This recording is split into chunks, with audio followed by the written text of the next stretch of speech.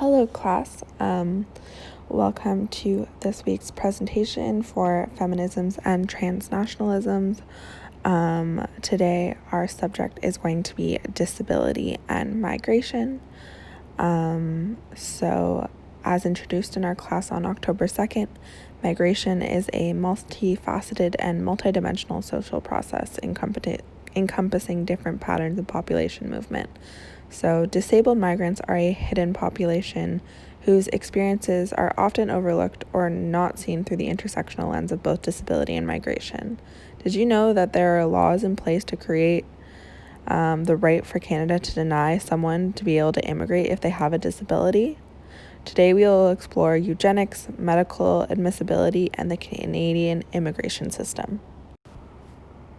So our goal by the end of this class is to be able to learn and be able to discuss about systematic barriers put in place against people with disabilities, as well as be able to define and discuss medical inadmissibility and how it affects the Canadian immigrant system. So we're going to start with a little bit of a review from our class from over a month ago, just to refresh our minds with some definitions. So I'm going to start with migration. So that is a population movement. Immigration is the act of departing or exiting from one state with the view of settling in another, and immigration is a form of migration with intent of resettlement. It happens when people move specifically from one country to another, permanently or semi-permanently. And finally, who is a migrant? So although there is no universally accepted definition, two common ones include any person who makes the decision to migrate freely for better social conditions for them and their family, or an individual who has resided in a foreign country for over a year. For this week's reading, I asked you to do two different readings. So the first is a reading by Natalie Spagnuolo, The Medical Inadmissibility of Intellectual Disability, a post-colonial reading of Canadian immigrant systems disability in the Global South. So the main message taken from this article was that there needs to be more scholarly and political attention directed towards the fraught relationship between disability and citizenship and the eugenics logic. People with disabilities are labeled as a burden to society, and they experience discrimination due to their disabilities when they are denied admission to Canada.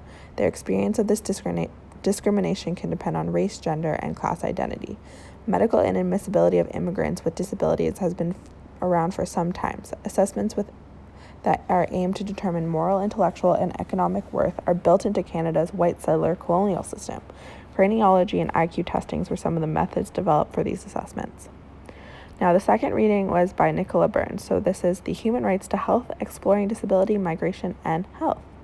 The article explores human rights to health, disability, and migration. Migration is a political issue, as the author points out. The article explores how the health of immigrants is of growing concern at the international level and acts as the focal point of immigration debate. Disabled migrants are somewhat of an invisible community.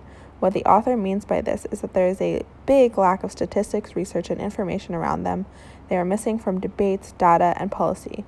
Burns also explores who is defined as a disabled person. Some key points that the author brought out is how cultural competence has received a lot of research focus around the subject, as well as multiculturalism suggests that there are multiple different understandings of what disability is.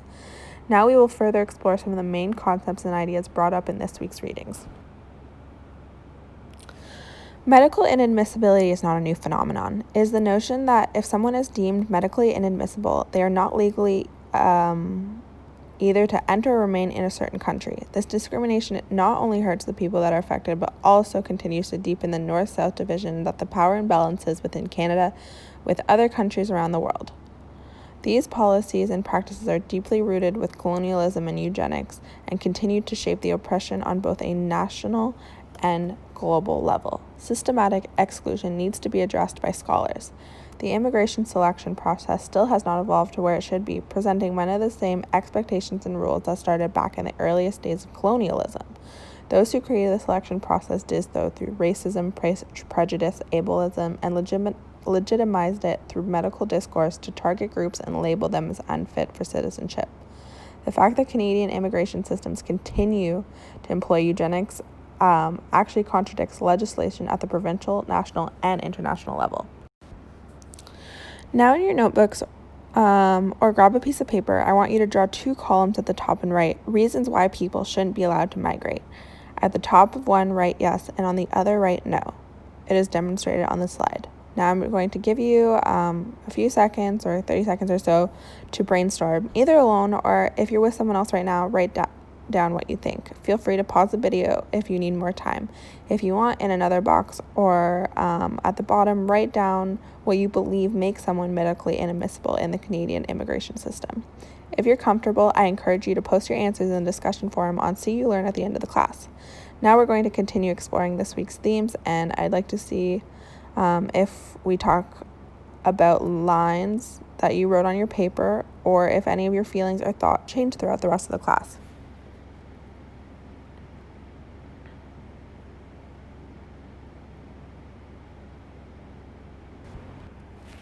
Okay, so the Canadian immigration system reinforces the stigmatization of persons with intellectual disabilities. It reinforces the stigmatization of people with disabilities by removing them even further from societal norms by indicating their excessive demand is too much of a burden and therefore are considered not worthy of citizenship.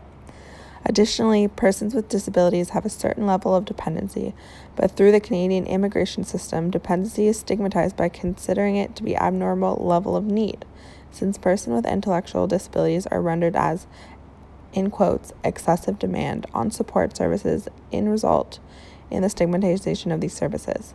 This is done by indicating the use of these services as evidence of dependency. This overpowering stigma of persons with intellectual disabilities being dependent results in the inadmissibility of the entire family by the Canadian immigration system. This leads to a parent having to apply ableist assumptions that are pushed to remedicalize their children in order to be considered for admissibility. With that being said, the excessive demand argument seems to overpower all other aspects of the family's application for admissibility into Canada. This reinforces the stigmatization of persons with disabilities as dependent, in need of care, and considered unproductive bodies in society. It is unfortunate to know that the Canadian immigration system reinforces these stigmatizations around intellectual disabilities. It appears they apply societal assumptions about those disabilities as opposed to taking into consideration individual lived experiences. Eugenic practices seem to be evident at the level of immigration policy through denying citizenship to persons with embodied differences.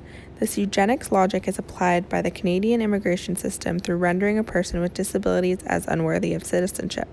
The conclusion of medical inadmissibility reflects the eugenic practices that have deep roots in the Canadian history, such as the residential schools for Indigenous persons, mental hospitals, and forced sterilization, just to name a few. Therefore, the eugenics goals of the Canadian immigration system reflect the marginalization of persons with intellectual disabilities and physical disabilities within Canada.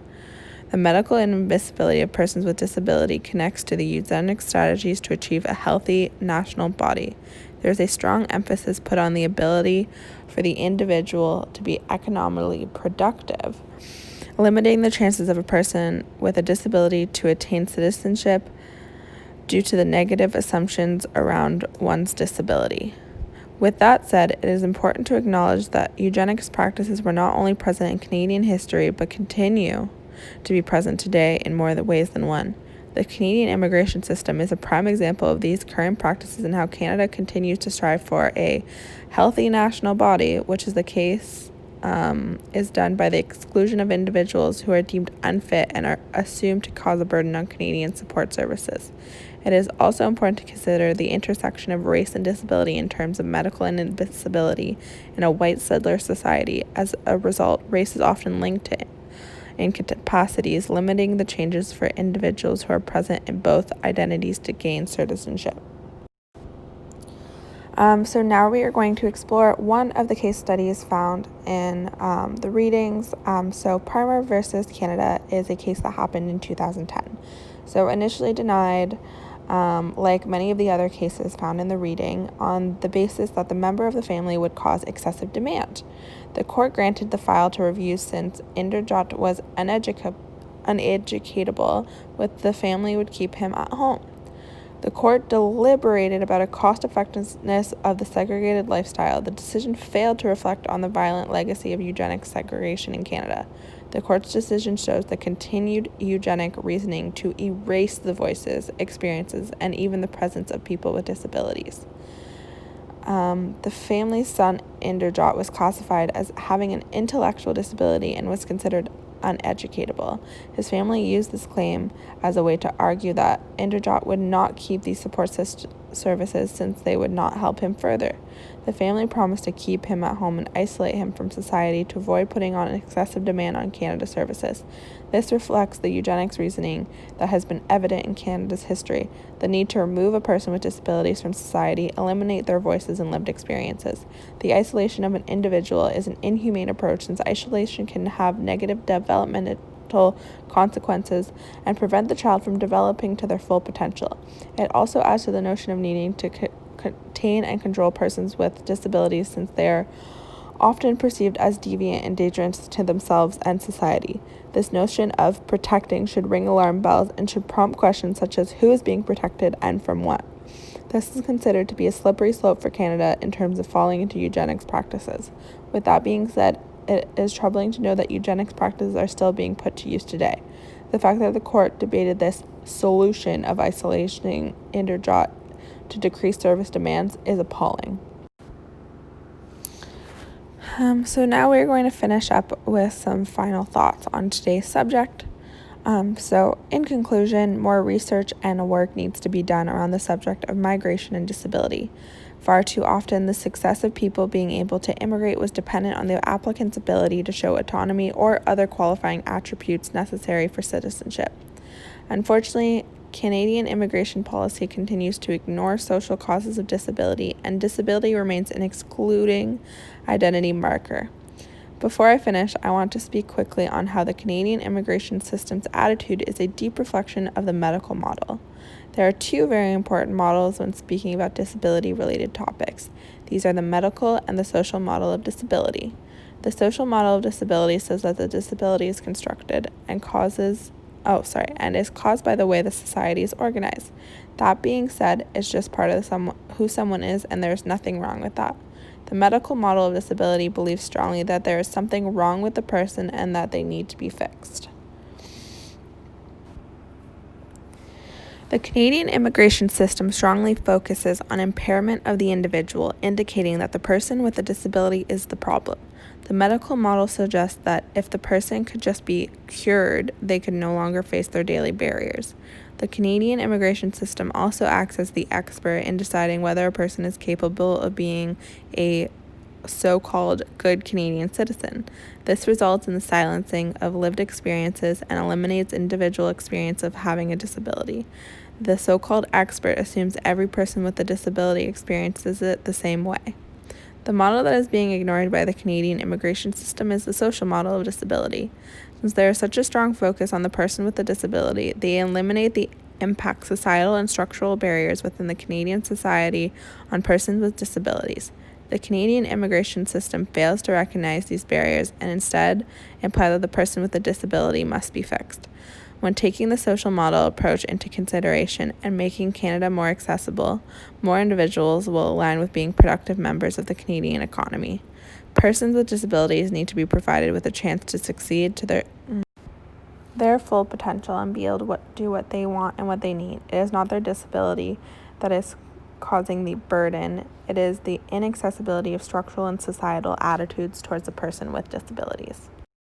There is so much more that needs to be said on the subject that obviously cannot be summarized with 2 readings and a 20-minute presentation. That being said, I hope that this gave a little bit of an insight to the subject and you will further your research around the Canadian immigration system and the current regulations and medical inadmissibility. Thank you.